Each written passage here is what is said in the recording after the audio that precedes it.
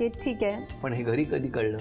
फिर कुछ 1 साल के बाद हमने घर पे बताया। पहले मैंने मेरी मॉम को बताया। क्या रिएक्शन है? मेरी मॉम ने बोला तुझे महाराष्ट्रन फैमिली में जाने को जमेगा? तो मैंने बोला हाँ, बिकॉज उसकी फैमिली बहुत अच्छी है। आपका बैकग्राउंड मैं सिंधी हूँ। सिंधी फैमिली से था, इसलिए मम्मी को टेंशन। हाँ, बिकॉज बहुत अलग है ना कल्चर्स हमारे। पर मम्मी ने बोला लड़का तो बहुत अच्छा है, तो फिर मुझे कोई प्रॉब्लम नहीं अगर तुम दोनों ने सच्ची सोच लिया एक दूसरे के साथ रहने के लिए। तुमच्या घरी काय रिएक्शन आली? आई खुश होती। पहिला थोडा शॉक झाली की म्हणजे ती ओळखत होती मोनिशाला, आम्ही एकच ग्रुपमध्ये होतो फ्रेंड सर्कल, तर ती ओळखत होती, पण तिला असं एक्सपेक्टेड नव्हतं की म्हणजे असं काहीतरी जवळच। हां, तर मग ती हो बोलली आई। हां, आई हो बोलली, बहीण हो बोलली। छान छान छान। आणि मग लग्न कधी झालं? गेल्या वर्षी नोव्हेंबरमध्ये। अरे आता वर्ष होणार पण। हां, 10 महिने झाले। 10 महिने तुम्ही मोजताय काय? एव्हरी मंथ आम्ही सेलिब्रेट करतो, त्यामुळे काय सांगता? मग त्या बस स्टॉपवर जाता की नाही आता? मैं बीच बीच में लेके जाती हूँ और बोलते वापस प्रपोज करो वैसे मुझे। असं तुम्ही सांगता त्यांना? हाँ। मग ते करतात प्रपोज तुम्हाला? कभी करते हैं, कभी ना बोलते हैं। पण मला सांगा, आता लग्नाला वर्ष होईल, कसा आहे स्वभाव? तसाच आहे? हाँ, उल्टा और ज़्यादा प्यार करते हैं और फैमिली भी मुझे बहुत अच्छे से रखती है। क्या बात है, व्हेरी गुड। आणि यांच्या बाबतीत तुम्ही काय? मेन तर हिचा एक स्वभाव मला माहिती होता की थोडी शॉर्ट टेम्पर्ड आहे। हे माहिती होतं? माहिती कसं काय? एखादा प्रसंग सांगा ना। प्रसंग म्हणजे हिला जर कुठे जायचं असेल, हिला जर लेट होत असेल तर पहिलंच राग काढते की अरे आज तर लेट होतंय, मला आज लेट होतंय, आज मला झालं नाही, टाईमवर काय नाही झालं, ते तिचं असतंच।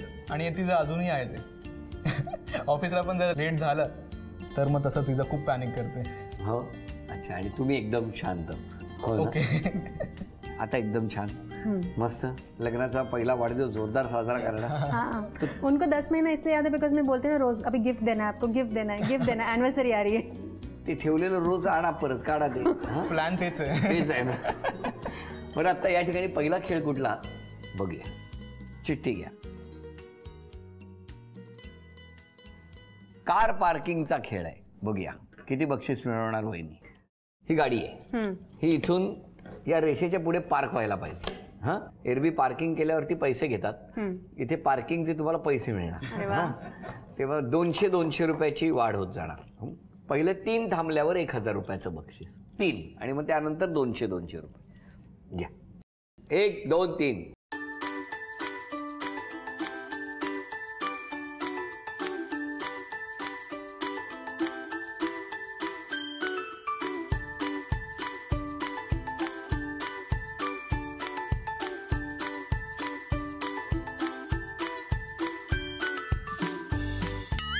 सात, आणखी 3 संधी, बघूया ते 1000 रुपयाचं बक्षीस मिळणार का?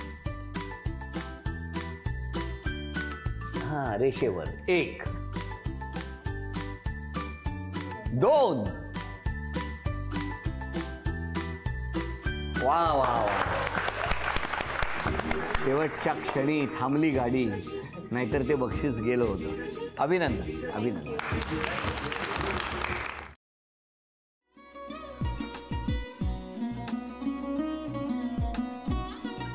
लावू का? असाच लावू ना?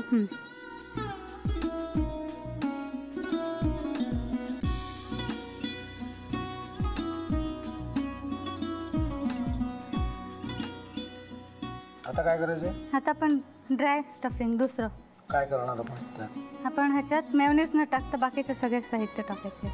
अच्छा, हे सगळं? ऋतू, माझा तर विश्वासच बसत नाहीये। म्हणजे अगं बहिणी आमचं लग्न व्हावं म्हणून किती प्रयत्न करत होती, आणि ते सगळं करताना की शिवच्या आम्हाला माहिती पुरवते? नाही, मला नाही वाटत। गौरी खूप चांगली असतो म्हणून तुला सगळं जगत चांगलं दिसतं, पण शिव उगाच बोलला असेल का? त्याच्यावर विश्वास नाहीये का तुझा? शिववर पूर्ण विश्वास आहे मी तुम्हाला, पण तो आता हे जे काही करतोय ना, म्हणजे निशा बहिणी समोर त्या राधिका सोबत फिरण्याचं नाटक वगैरे, ते त्याचा काही उपयोग होणार नाहीये। अगं असं कसं म्हणतो? अगं नीलिमा, जतीन भाईंचा कॉल आहे। हो माहितीये, रिसीव कर ना। अगं बघ, कट झाला।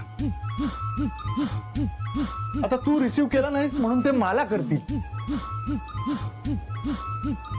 अब पुन्हा आला बघ, घे बघू। पण हे एक ना एक दिवस घडणारच होतं. आता मला कळलं तुम्ही 2 दिवस झाले काय सांगत होता ते. बनू हे संकेत असतात आणि हे ठरवून येत नसतात. मी बाहेर तुमची वाट बघते.